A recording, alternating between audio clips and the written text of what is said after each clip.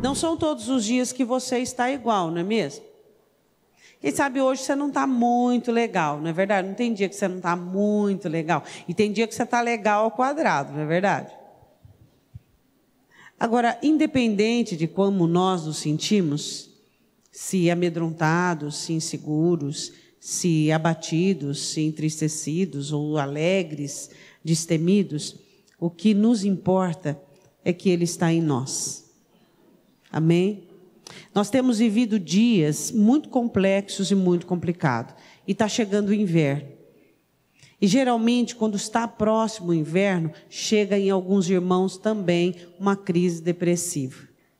Então, para que você não tenha uma queda brusca no inverno, gostaria que você já de antemão, já começasse a preparar sua alma com alegria, com conforto, não é verdade? É porque é comum, o inverno faz mal para algumas pessoas. Algumas pessoas no inverno, nos dias assim sombrios, elas começam a borbulhar memórias e lembranças ruins e situações ruins. Isso acontece com algumas pessoas. Então, se você é alguma dessas pessoas, queria que já de antemão, nós já estamos em abril, né? Você já começasse a trabalhar isso dentro de você, né? Para que você não tenha uma crise de desânimo muito grave, muito extensa. Vai uma dica da sua pastora que te ama, amém? Não que eu não vou estar aí para te ajudar, com o coração aberto, com as mãos estendidas para te ajudar, vou estar, mas fazendo aí um favor para você, procure ajudar-se, procure melhorar, alimentar e se precaver, porque o inverno está chegando, amém? Provérbios 28, versículo de número 14, bem-aventurado o homem que continuamente teme. Pode se assentar. Continua com a sua Bíblia aberta. O escritor diz assim que o temor em nós deve ser algo contínuo. O temor em mim e em você não deve ser algo apenas que nós temos quando nós estamos numa situação de risco e de perigo. Porque muitas vezes nós passamos por situações de risco e de perigo e nós queremos muito a direção de Deus, queremos muito saber o que é que Deus tem a nos oferecer, de direção, de livramento, de palavras, de encorajamento. Então o nosso temor, ele é assim, aguçado. E aí nós ficamos com os olhões abertos, com os ouvidos abertos, dizendo, Senhor, fala comigo, fala comigo. Mas o temor deve ser contínuo, porque os erros que nós cometemos não são apenas restritos quando nós estamos passando por momentos difíceis. Às vezes nós erramos também quando está tudo bem. Erramos numa oportunidade que nós achávamos que era a oportunidade da nossa vida. Erramos em momentos bons que nós achávamos que aquele momento era propício para aquilo e aquilo outro e aquilo outro. Nós cometemos erros. Por isso que o escritor disse que o temor do Senhor deve ser algo contínuo. Ou seja, em todo o tempo, o temor de Deus, da palavra, da direção, dos conselhos, deve ser algo que esteja em pauta na nossa vida. Temer a Deus deve ser uma prática absoluta e contínua, para que possamos ouvir o que Ele tem a dizer, para que possamos ser dirigidos, não por aquilo que nós achamos que Deus disse, mas por aquilo que Ele está dizendo. Então, o escritor diz assim, versículo 14, bem-aventurado, ou seja, a felicidade, ela está com o homem que continuamente teme. Aí ele diz na parte B do versículo, mas o que endurece o seu coração cairá no mal. Ele diz, então, se eu temo a Deus, eu sou acessível àquilo que Ele tem a dizer. Se eu temo a Deus, eu sou acessível à direção dEle. Eu vou ouvir o que Ele está dizendo e eu vou praticar. Mas se eu endureço o meu coração por qualquer circunstância, eu vou cair no mal. Eu quero falar sobre 3 pessoas que caíram no mal porque endureceram a cerviz. Você sabe o que é cerviz? Coluna cervical. Você faz assim, dói? Ai, tá duro de dobrar, né? Difícil para prostrar-se diante da vontade do Senhor. É difícil prostrar-se diante da palavra, diante do querer de Deus, não é verdade? Cerviz, dura cerviz, coluna cervical. Quero falar sobre 3 pessoas que receberam conselhos necessários para que fossem livres, mas que não deram ouvidos ao conselho. Não deram ouvidos ao aviso do Senhor. Quero que você vá comigo em primeiro lugar na mulher de Ló, em Gênesis 19. Gênesis capítulo 19, versículo de número 17. Você conhece a história de Ló? Ló era um homem abençoado enquanto esteve perto da bênção, perto do homem de Deus, chamado Abrão. Quando Ló escolhe as campinas de Sodoma e Gomorra, a vida dele começou numa bancarrota destrutiva. A Bíblia diz assim que Ló tentava salvar a situação. Ló, ele é um exemplo daquele crente que ele está afundando no meio do barco, ele não sai do barco, o barco está sentenciado à destruição e ele está tentando pregar a justiça. Ló ficava, diz Pedro, à porta de Sodoma pregando para o povo que já estava condenado no pecado. Aí o Senhor manda, por causa de Abraão, uma situação salvífica para Ló. E então os anjos chegam para salvar Ló. Só que Ló era aquela pessoa embaçada. Você conhece uma pessoa embaçada? Embaraçado. Ele queria salvação, mas ao mesmo tempo ele tinha apego por aquela cidade. E ele tinha apego por aquela situação, pelo conforto, pela sua zona de conforto e por tudo aquilo que ele vivia. E o Senhor dizendo, escapa-te por tua vida, escapa-te por tua vida. E aí Ló naquela situação de impasse. Ele não era um homem decisivo, planejado, uma pessoa que... Não, peraí, se eu errar, eu vou assumir meu erro. Não, ele era uma pessoa embaçada, ele não sabia se ia, se não ia. Sabe, aquele verde que você não sabe se é verde musgo, se é verde exército, se é verde água, se é verde, que verde que é. A Bíblia diz assim em Gênesis 19, versículo de número 17... E aconteceu que, tirando-os fora, disse, escapa-te por tua vida, não olhes para trás de ti, e não pares em toda esta campina. Escapa para lá, para o monte, para que não pereças. A ordem do anjo diz, vai depressa, escapa, só que é o seguinte, você não pode olhar para trás. E Ló escuta isso, a mulher escuta, as duas filhas escutaram, essa era a recomendação. Vocês seguem em frente e não olhem para trás. E eu quero falar sobre essa recomendação e esse conselho e esse aviso da parte de Deus. Olhar para trás não significa você simplesmente ou apenas ficar trazendo memórias do que foi. Olhar para trás é você dar continuidade àquilo que você viveu lá atrás e que não deu certo. Isso também é olhar para trás. E inúmeras outras coisas. O que não deu certo lá atrás para você, não vai dar certo hoje, não vai dar certo amanhã. Não. Todo o embaraço que você provocou por meio de seus hábitos, de seus princípios, de suas situações, não deram certo lá, não vão dar certo hoje, não vai dar certo amanhã. O que é que nós temos que fazer com o passado, diz Paulo? Aprendermos, olharmos e dizer, não funcionou, não funciona, não funcionará. Conjugar o verbo. O que nós precisamos entender é que se isso aí eu já disse para vocês inúmeras vezes, e eu falo igual Pedro, é necessário repetir de novo.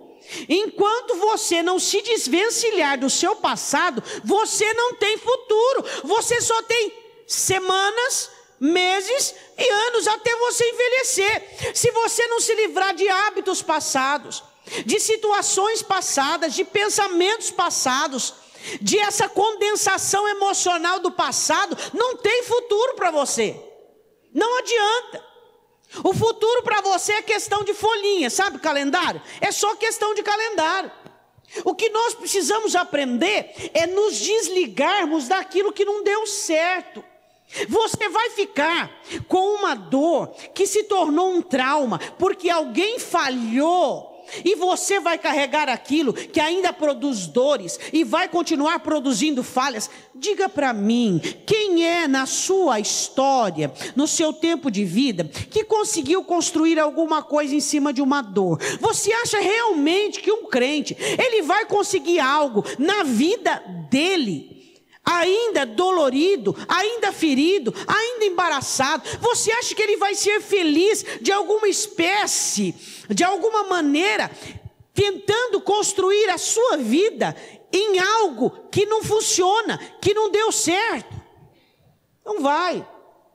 Eu só consigo construir algo para mim que vai ser proveitoso, lucrativo e que vai dar uma guinada na minha vida, se eu construir algo em cima daquilo que é novo, em cima daquilo que está restaurado, em cima daquilo que está limpo.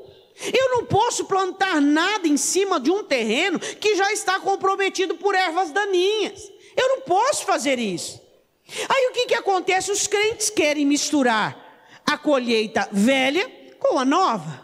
E é proibido? É proibido? Eles querem misturar tudo aquilo que viveram no passado com aquilo que é novo. Aí o que acontece? É aquele adágio que se torna até uma melodia. 2 passos para frente, 3 para trás. 2 passos para frente, 3 para trás. Você engana que está caminhando. Você se engana que está progredindo. Por quê? Porque nada acontece naquilo que foi. Nada acontece naquilo que já sucedeu, já aconteceu. Outras coisas vão acontecendo na sua vida. Abatimentos, tristezas, coisas vão vindo na sua vida. Então você precisa tirar o lixo, você precisa tirar o que foi. Você precisa tirar aquilo que já aconteceu, que já foi, e abrir-se para aquilo que Deus tem de novo, porque só o novo de Deus vai conseguir enfrentar, vai conseguir resistir aquilo de novo que o dia de hoje traz e o que o dia de amanhã trará. A recomendação para o livramento, diga, a recomendação para o livramento é não olhar para trás. Só que aquela mulher estava sendo livre, mas não era liberta. Olhe para o seu irmão e diga assim, só há livramento para você se você for liberto. Eu só consigo ficar livre de alguma coisa, eu só consigo ficar livre de algo, livre de uma situação se eu for liberta. Se eu não for liberta, eu não consigo ser livre. No entanto, que ela foi condenada com a cidade. Por quê? Porque Deus livrou a família dela, mas ela olhou para trás. Não adianta. Deus quer dar livramento para o seu povo do caos, de enfermidades, de situações, de inúmeras situações destrutivas. Mas o que acontece? Acontece que não há libertação. Quando não há libertação, você roda, você cai no mesmo lugar. É o que acontece. Você pode mudar de marido, você pode mudar de mulher, de filho de igreja, você pode mudar de amigo, você pode mudar de emprego. Se você não mudar o seu coração, não adianta, nada novo acontecerá na sua vida. É isso que nós temos que entender, é isso que nós temos que compreender. Por quê? Porque só há livramento quando há libertação. Aquela mulher tinha um apego exacerbado àquela cidade. Aquela cidade era tudo que ela tinha. E tudo que ela tinha acabou definhando. Ela foi destruída com aquilo que tudo ela amava. O que você ama vai te destruir, ou o que você ama vai abençoar-te e exaltar. Aí a grande pergunta: quem você ama? É Jesus? O meu amor e o seu amor por Jesus nos abençoa, nos constrói, nos levanta, nos muda, nos leva adiante. Mas quando você ama algo, ou qualquer situação ou coisa, você ficará preso àquilo. E se aquilo definhar, você definha junto. O nosso amor por Jesus deve ser absoluto e supremo. Acima de tudo e todas as coisas. Senão sua alma não vai aguentar os dias de hoje. Não vai aguentar. Seu amor por Jesus deve estar acima de tudo. Aquela mulher não amava Deus. Deus para ela era o Deus de Ló, o Deus de Abraão. Ela não tinha amor por Deus. Então quando se vai a notícia, obedeçam, não olhe para trás. Quem diz que consegue obedecer? Quem não tem uma intimidade com Deus? Quem tinha intimidade com Deus era Abraão, não era nem Ló. Mas Ló obedeceu por quê? Porque conhecia Abraão e conhecia o Deus de Abraão. Mas quem tinha intimidade com Deus era Abraão. Aquela mulher, a mulher de Ló, era a mulher de Ló. Nem nome a mulher tem. A questão é, você tem nome? Você tem nome, meu irmão? Os anjos comentam do teu nome. Os anjos falam do teu nome. Os anjos comentam de suas decisões, de sua vida. Você tem um nome?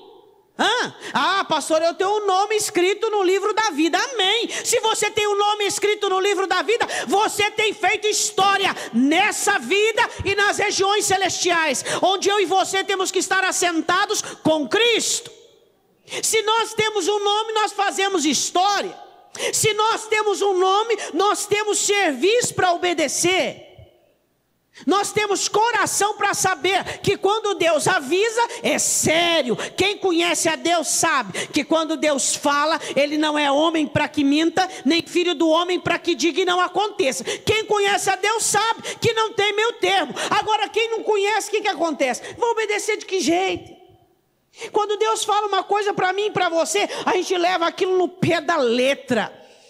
Uma vírgula não sai do lugar, um hífen não sai do lugar. Por quê? Porque a gente conhece a Deus. Agora, como é que você vai fazer uma pessoa obedecer a Deus que não conhece a Deus?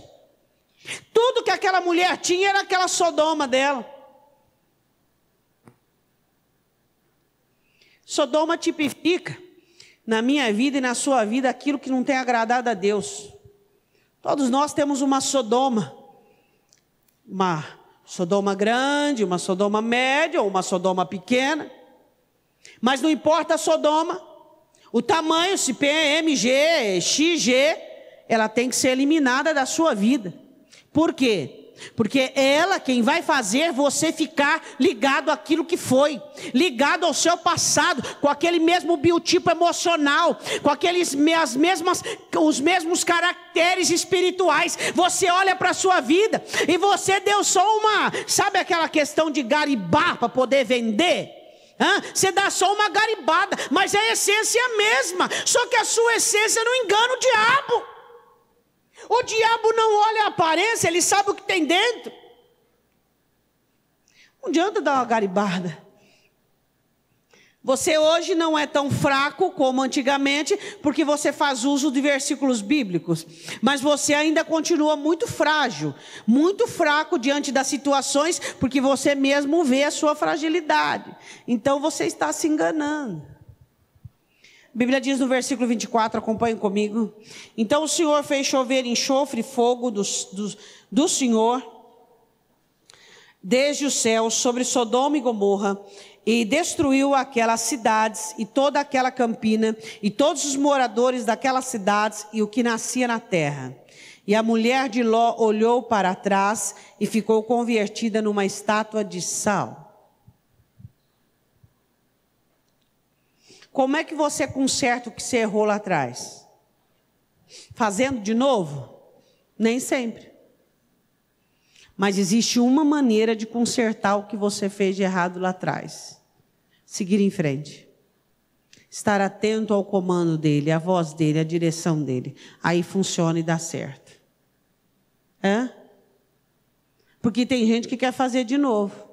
Não, eu tenho que tentar, porque agora vai dar certo. E às vezes não dá certo. E aí? Mas agora eu estou em Cristo, agora eu tenho a palavra. Agora. Mas não deu. Então a única maneira certeira de você acertar é andar no caminho, é andar em Cristo, é ouvir a voz de Deus. O que aconteceu com ela? Virou estátua. Ficou engessada, paralisada. Ficou ali. A misturar-se com a terra. Estátua de sal. Existem pessoas que estão paralisadas na vida, mas eu não vou falar sobre isso não. Paulo diz uma coisa muito interessante, Filipenses capítulo 3, ele diz assim no 13, 14, quanto a mim, irmãos, esquecendo-me das coisas que para trás ficam, avançando para aquelas que diante de mim estão, prossigo para o alvo, para o prêmio da soberana vocação em Cristo Jesus, que é a perfeição. Nós precisamos aprender a desvencilharmos daquilo que foi e seguirmos em frente. Nada será novo se você levar bagagem antiga. Nada será milagroso, nada será maravilhoso se você trouxer coisas do passado. Segundo aviso, Lucas 22. Um aviso que poderia salvar esse moço. De quem que eu falo? Eu falo nada menos de que Pedro. Abra comigo em Lucas. Capítulo 22. Você conhece essa passagem, acho que melhor que eu, não é verdade? Hã?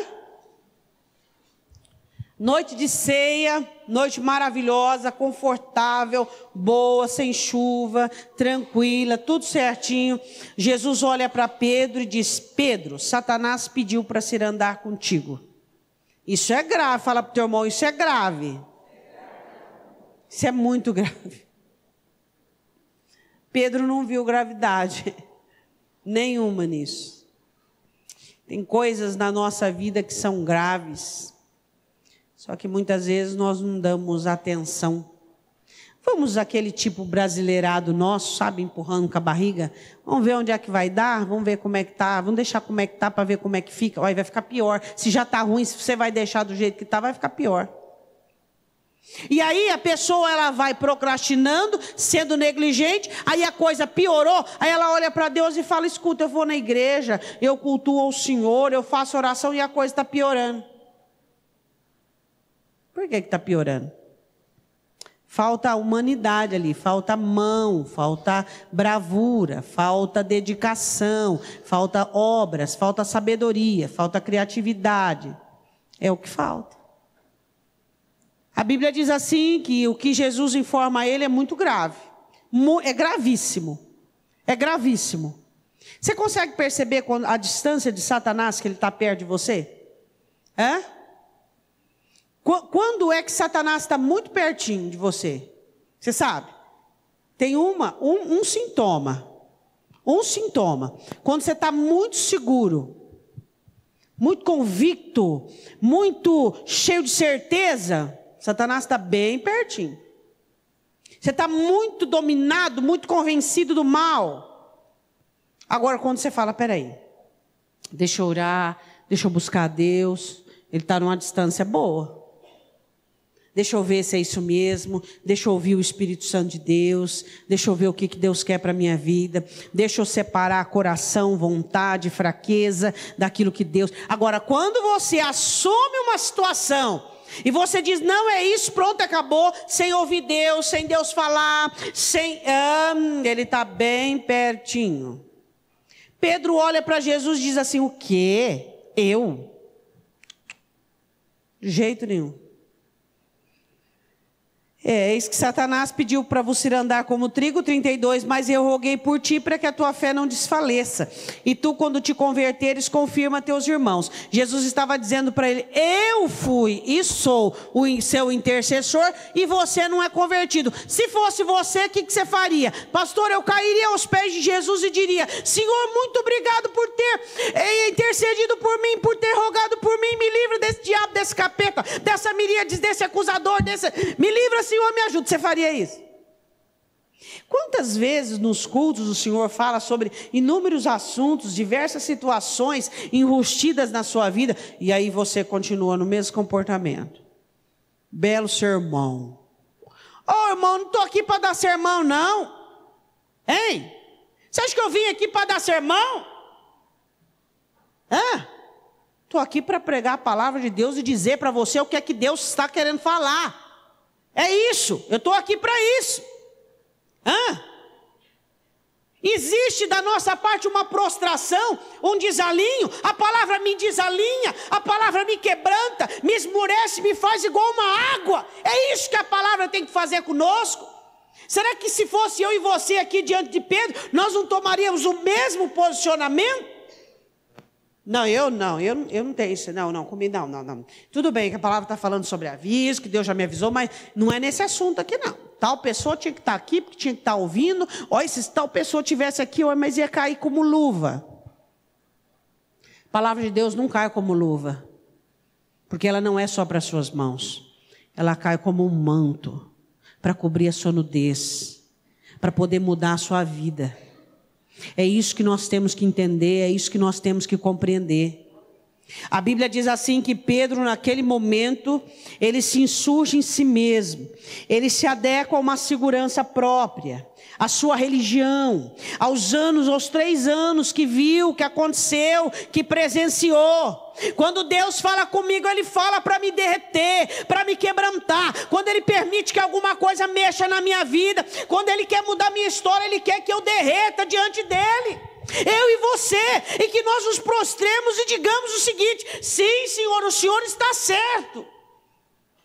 Mas Pedro era religioso. Eu estou pronto a ir contigo até a prisão e a morte. Pedro, o galo não vai cantar hoje antes que 3 vezes você me negue que me conhece. Você vai negar que você me conhece. Aquele que corta no Getsêmani a orelha do servo de Malco seria aquele que iria negar Jesus diante daquele pátio. A Bíblia diz assim, no 22 ainda, versículo 62... Pedro nega Jesus 3 vezes, saindo para fora, chorou amargamente. Olha para o seu irmão assim, ó, se você não prestar atenção nos avisos,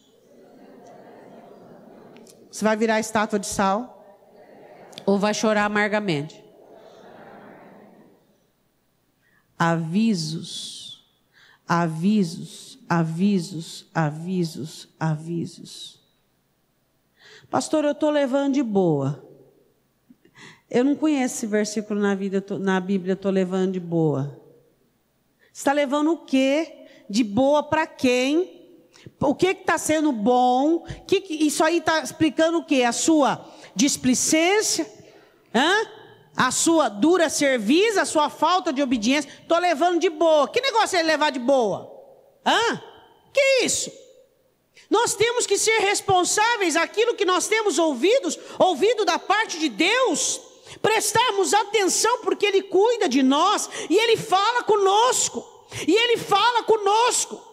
Eu digo a Deus assim, ó, eu quero morrer um dia antes de deixar de ouvir tua voz, porque o dia que eu deixar de ouvir tua voz, eu quero estar morta. Porque a pior coisa que deve ser para um crente é não ouvir a voz de Deus. A pior coisa que existe é não ouvir a voz do Espírito Santo. É ouvir a voz do coração, é ouvir a voz do ladeado, é ouvir a voz do passado, da ansiedade, e não ouvir o que Ele está me dizendo. A pior coisa que existe. Não existe pior coisa. Isso aí é uma amostra grátis do inferno. Não ouvir a voz de Deus. Agora, eu tenho que ouvir a voz de Deus e obedecer.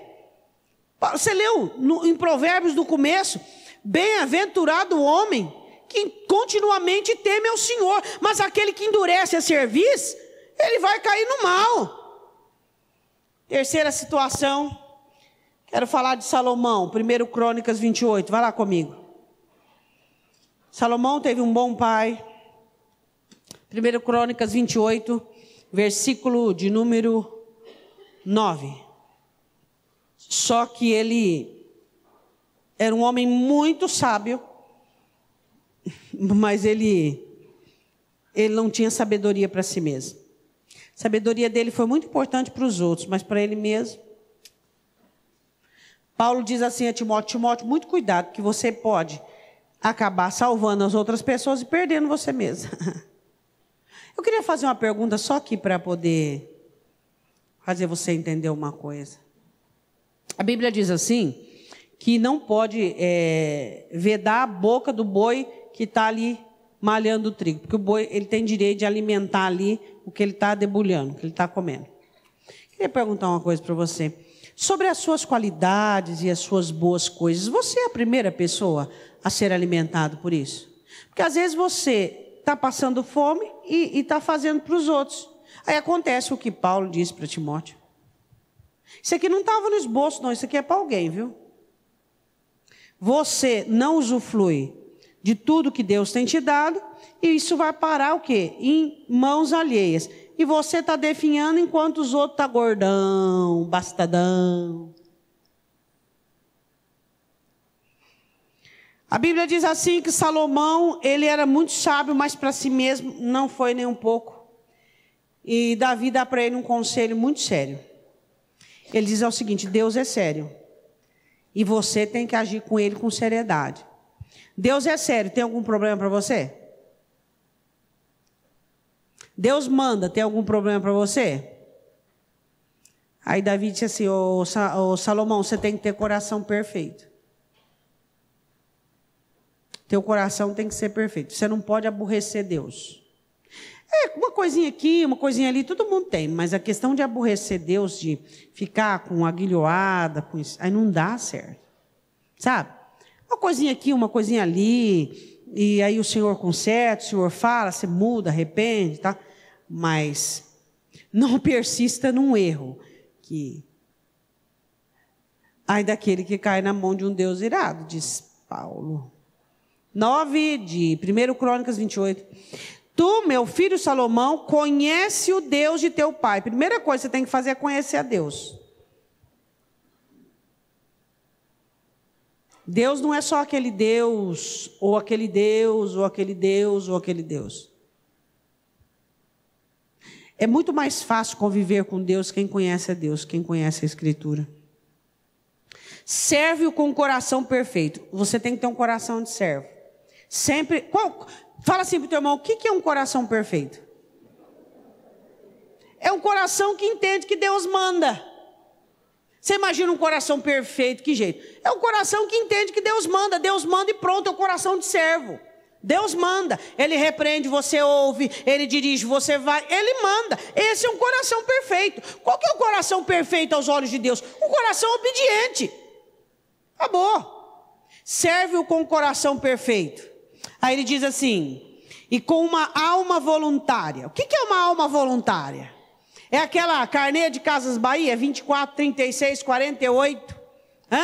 Quando é que eu vou mudar? Daqui 48 meses. Quando é que eu vou melhorar? Quando é que eu vou deixar de ser chato? Daqui uns 3, 4 anos. Ô, louco, eu não quero estar perto para esperar. Vou melhorar um pouquinho. Pastora, mas eu não consigo mudar do dia para a noite. Mas quem disse que Deus quer que você mude do dia para a noite? Mas que amanhã você pelo menos fique um pouquinho melhor, não é verdade? A comunidade agradece. Quem está perto de você agradece. Tem gente que não muda nem a paulada, porque ele não consegue mudar do dia para o outro, mas consegue melhorar um pouquinho, vai. Consegue se esforçar um pouquinho. O que é uma alma voluntária? É uma pessoa que tem iniciativa para o bem. Deus fala, e Ele não vai conseguir, claro, fazer tudo num ano, num mês, mas Ele pelo menos já começa a manifestar algumas pequenas mudanças, que vai trazendo esperança. É ou não é? Isso é uma alma voluntária. Agora Deus fala, ele fica lá naquela bezega, naquela depressão. É porque eu não consigo, é porque Deus me ama, porque eu não sirvo para nada. Isso aí não funciona com o Espírito Santo. Isso aí é lorota de divã, de aqueles psicólogos assim, ó, de fundo de quintal. Isso aí não funciona. De jeito nenhum.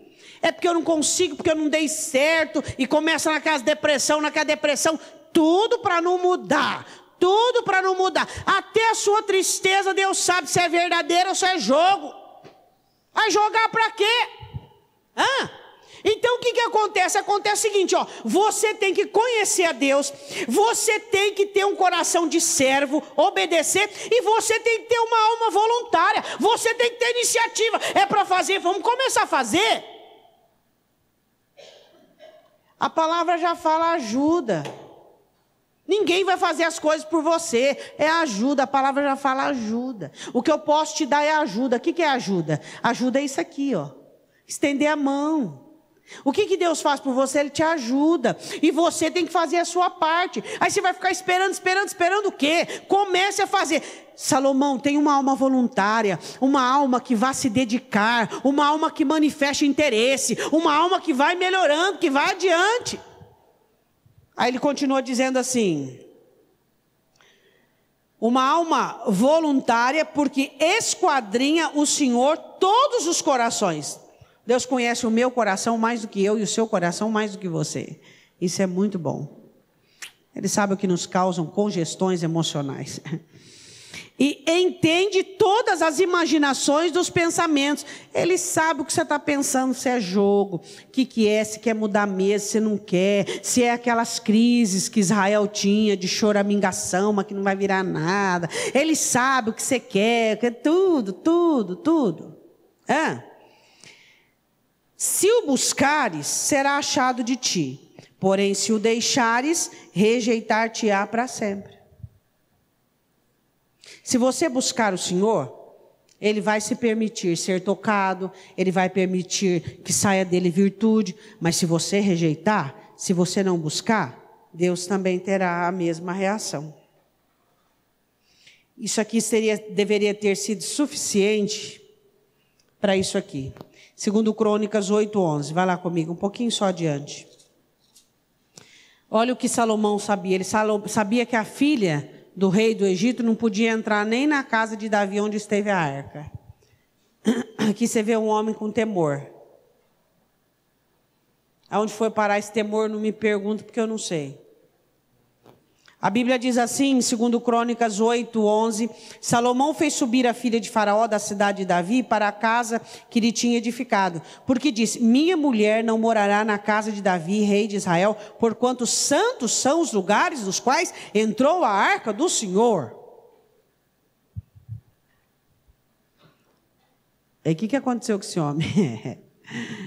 O tempo, meu irmão, odre velho, meu irmão.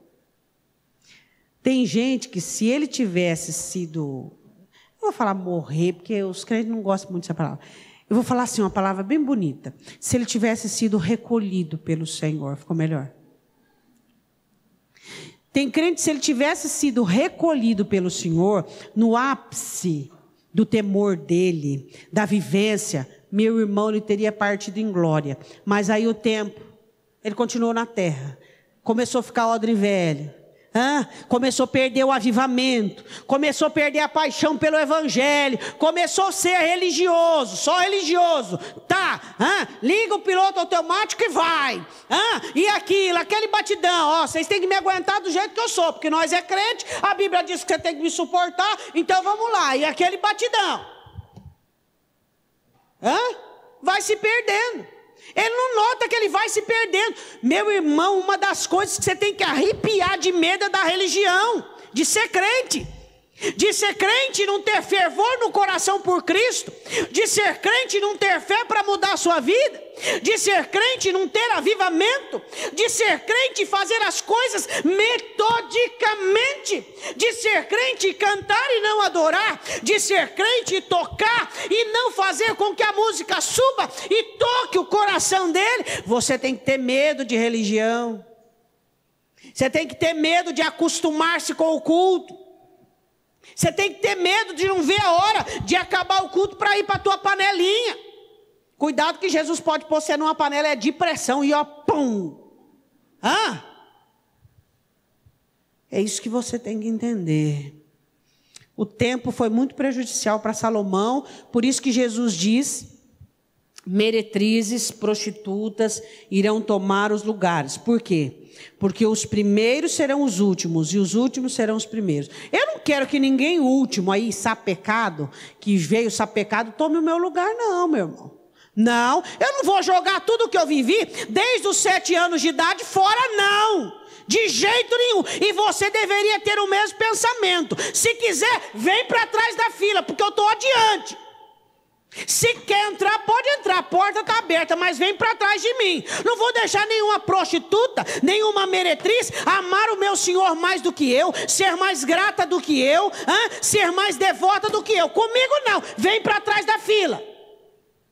Essa profecia vai se cumprir em você? Pois você deveria dizer, comigo também não. Aí fica aí. Meu problema. Fala tanto de problema que nem fala mais direito. Meus problemas, ai meu passado, ai minha rejeição.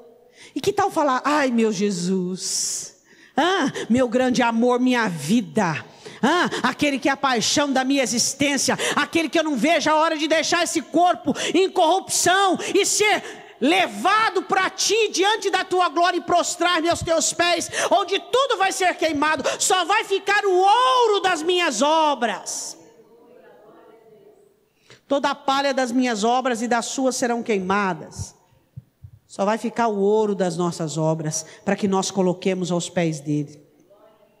Para nós terminarmos, que eu acho que você quer que eu termine, que você não aguenta mais. Pelo amor de Deus, por que eu saí de casa hoje? 1 Reis 11. Vai lá comigo. 1 Reis capítulo 11, versículo de número 1.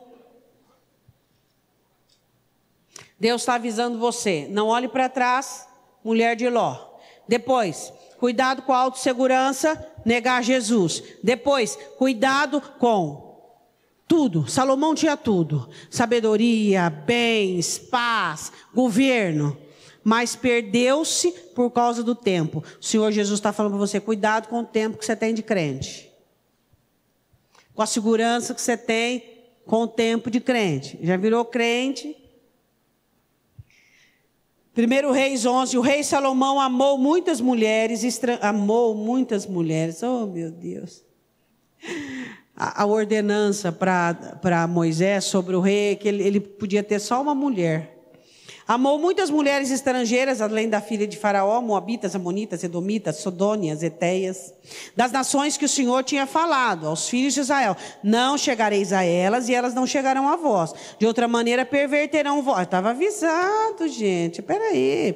Perverterão vosso coração para seguirdes aos seus deuses. A estas uniu-se Salomão com amor, com amor, com amor. Nossa, mas esse homem tinha um coração muito grande. É ou não é? Amava demais. Cuidado com o que você ama demais. Tem gente que por amar demais a família vai perder o arrebatamento. Ama demais o dinheiro, vai perder o arrebatamento. Ama demais o trabalho, vai perder o arrebatamento. Ama demais as misérias, as mazelas, vai perder o arrebatamento. Amava demais. Elas lhes corromperam o coração.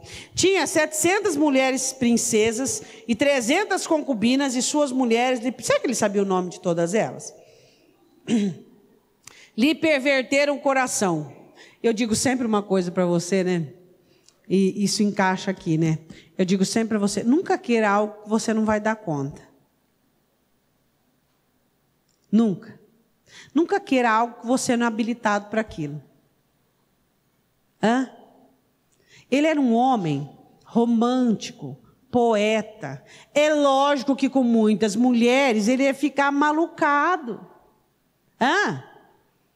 O homem só escrevia, romântico, poeta, cheio das palavras. Não, você imagina as cartas. Você viu a carta que ele escreveu lá para Sulamita, que é o nosso cantar? Você viu aquilo lá, gente? Pelo amor, que ela ganha o coração de qualquer um. Entendeu? O homem era cheio das palavras, sabia, uma conversa, mas foi multiplicar a mulher e o coração dele foi embora. Era um homem sensível, não era um homem rude. Não era um homem assim, sabe? Não, que você gosta de muita mulher, pelo amor de Deus, isso aí só me dá trabalho. Uma já não dá conta, não me dirá mais que uma. Não, ele era todo romanceado e tal.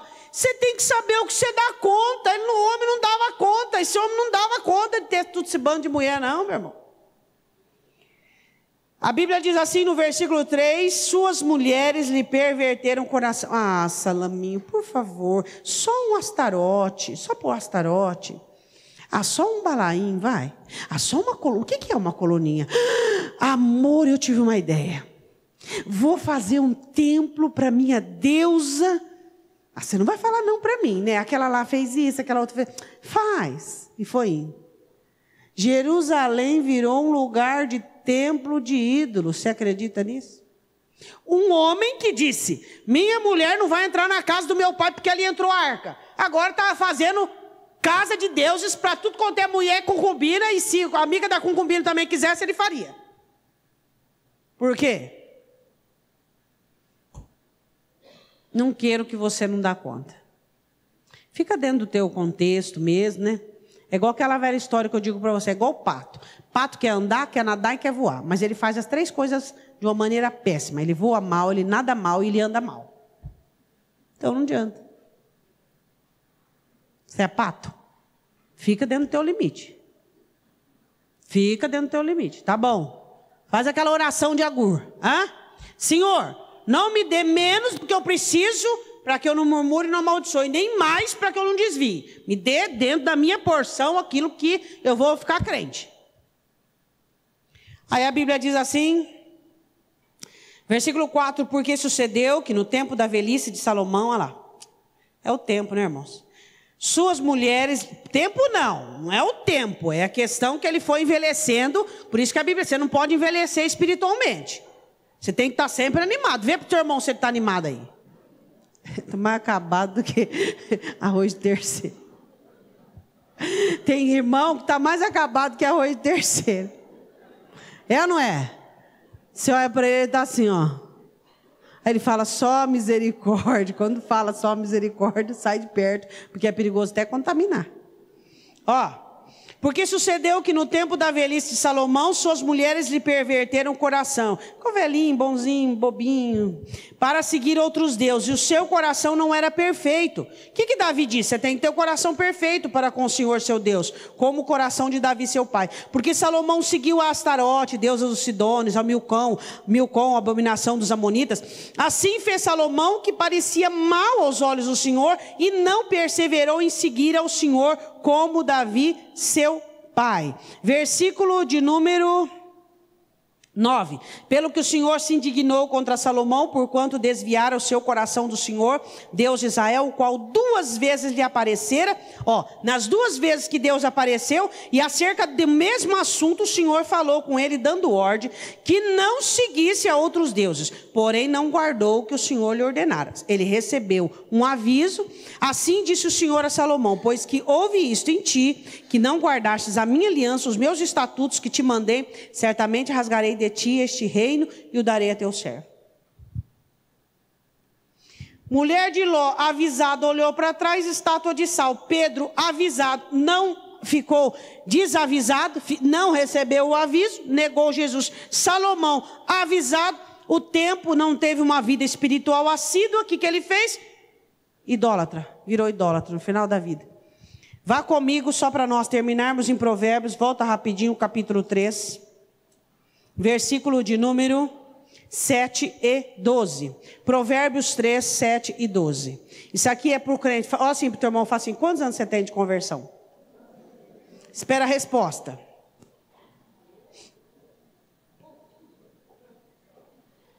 Ó, irmão, eu já converti, desconverti, agora por um momento eu estou convertido. Agora não sei o mês que vem. Não seja sábio. Olha o que está escrito aí, Provérbios 3, 7. Pedro sabe aos próprios olhos, a mulher e Salomão sabe aos próprios olhos. Não, porque eu sei o que eu estou fazendo. Quando você falar isso aí, é que o diabo já está dentro. Não está nem perto mais, já está dentro. Não, porque eu sei o que eu estou fazendo. Pode deixar que eu sei o que eu estou fazendo. Nós temos que ser dirigidos por Ele. Ficar ali de joelho prostrado, Deus fala comigo, Deus me mostra, Deus me quebranta, Deus me conserta. Deus, tenha misericórdia, Pai. Deus, tenha misericórdia. O que diz o texto? Não seja sábio aos teus próprios olhos, teme ao Senhor e aparta-se do mal. O mal está aqui, você está de largo, está longe, não quer nem saber.